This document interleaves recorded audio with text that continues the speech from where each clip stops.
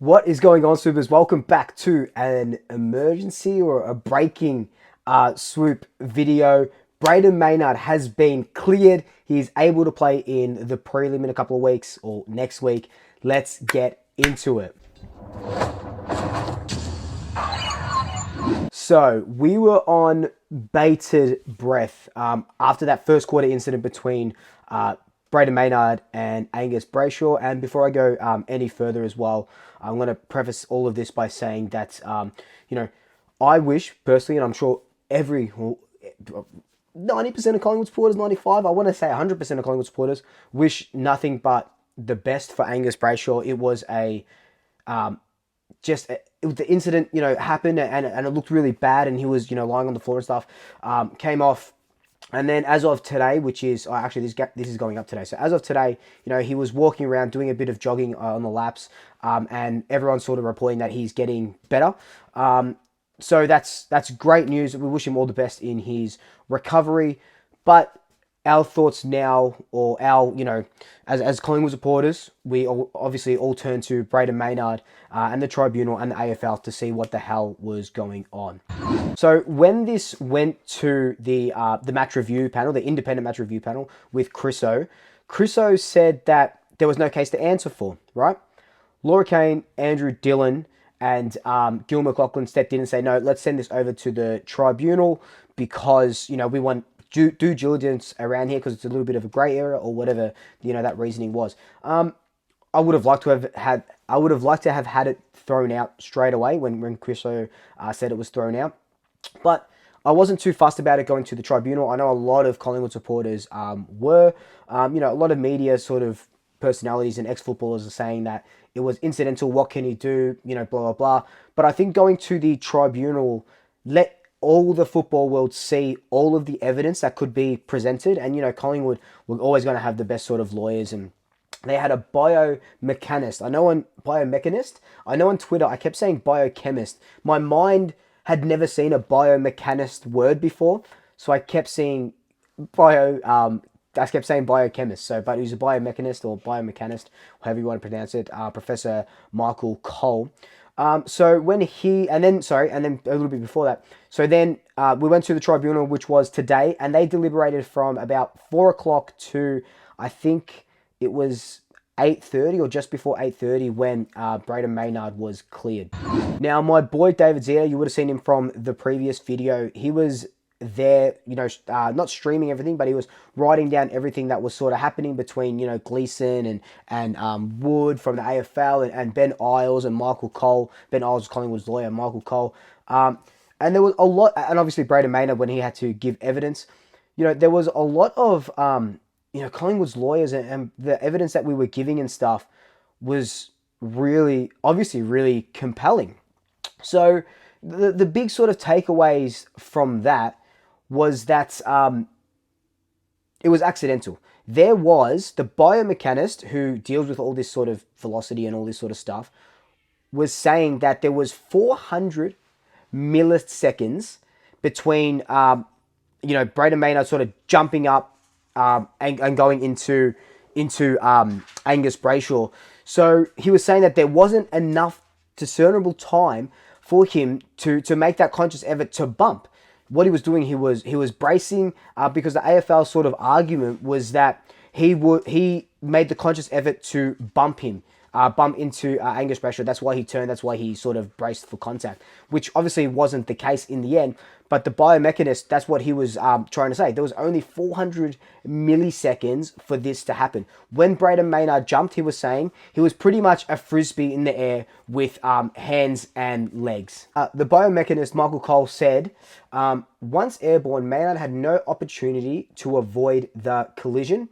I do not believe Maynard's body position at the time of impact can be considered part of any conscious decision, which sort of tells me that he was bracing for contact, changing, and he goes on to say that, the 400 milliseconds. So 400 milliseconds is I was going to say 1/4 of a second, which it's not. It's 400 milliseconds, right? Obviously less than a second. So it's absolutely insane that they were trying to say that Brayden Maynard did this on purpose when he sort of jumped up. The AFL, on the other hand, was saying even more insane sort of things to get their sort of point across. So the AFL came out and said that their position was that Brayden Maynard's conduct was unreasonable in the circumstances presented. The type of contact isn't common. Leaping forward in the air with force to an opponent running in the opposite direction. AFL went on to say, players should ask themselves, is the thing I'm about to do risking the safety of the other player? If the answer is yes, then you've got to be quick and think about a way to do it that's not going to unreasonably risk the safety of another player. Unlike in the ancient game of AFL football, there are times in the modern game where you have to pull your punches. They went on to say, a player in this situation who wants to smother, it might just simply be too unsafe to do because of the forward motion and the forward trajectory. So they're pretty much saying there, if you in the split second that you have, 400 milliseconds, or I think it was by the time he jumped, that I think Collingwood was saying 0.1 to 0.2 of a second or something like that, or 0.56 of a seconds between jumping and the collision. So in that time, Maynard, who's just left his opponent and running, has to say, is this going to sort of, all these things that the AFL wants them to regard, even though Maynard's eyes on the ball trying to smother the ball. So, they're pretty much saying, well, how I read that was like, don't smother if it's going to impede the safety. And that's where Kane Corns and all these other players are saying, wouldn't specking or taking a screamer impede the safety as well because you're going to go a knee to the head? So this would have been a weird sort of precedent to set, in my opinion. They also said he could have made a more upright jump and not push himself forward in the way that he did. So look, I think it was, at the end of the day, it was the biomechanist that sort of saved the day for Brayden Maynard. And there's a little bit of a write-up that I've sort of summarised for you a little bit later. But the other thing that I really liked was Ben Isles. Ben Isles was Collingwood's lawyer, and he had some really good stuff to say. He said, at the point where Maynard realises collision is inevitable, he's dealing with somewhere between 0.1 and 0.2 of a second. Now think of 0.1 and 0.2 of a second. That's when Maynard thinks collision is inevitable. Gone. It's so bloody quick to sort of do that. He goes on to say, the bump provision only applies in circumstances where there's been a decision to bump. It was not put to him that he intended to bump and had the time to form that intention. These are significant omissions. So I loved this part of it because he's saying, Brayden Maynard, when players go up and bump, they obviously go up and bump with the intention. Maynard's intention was to spoil the ball or smother the ball, and he didn't have enough time to go, oh, wait, now I'll just bump him in the head on purpose. That's not what happened, and that's what Ben Isle is trying to say. Another point that Ben Isle sort of harks on is that he says that many players who kick the ball at full tilt with their right foot, which is what Angus Brayshaw did, go off to their left rather than go to their right, which is what Brayshaw did, and the line where Brayden Maynard accidentally sort of collected him. He goes on to say that the Pies showed some behind the goals vision of that. He goes on to say that Maynard is car A, right? And Brayshaw is car B. He notes if car B veers into car's A lane and a collision occurs, it is not blamed on car A. So that's pretty much what they're saying sort of happened. So they're saying that Angus Brayshaw came in, and when he was kicking, he sort of veered off to his right, and Maynard, who was in a straight path, that's how they collected, and that's how they collided. And then after, what was it? So they started deliberating at 7 o'clock. So after an hour and a half of deliberation, Brayden Maynard was cleared of rough conduct. The charges were thrown out, and he's available to play in the prelim. Now, there's a long write-up that David Zeta did, and I'll link it down below. But I've pretty much summarized it for you, and this is what the tribunal pretty much said, summarized, right? Maynard was charged with rough conduct after colliding with Brayshaw. The tribunal examined two aspects of the charge: whether Maynard's decision to attempt to smother the ball was unreasonable, and if he failed to cushion the impact adequately. The tribunal found Maynard's decision to smother was reasonable, and they couldn't establish that he could have foreseen the violent impact that happened.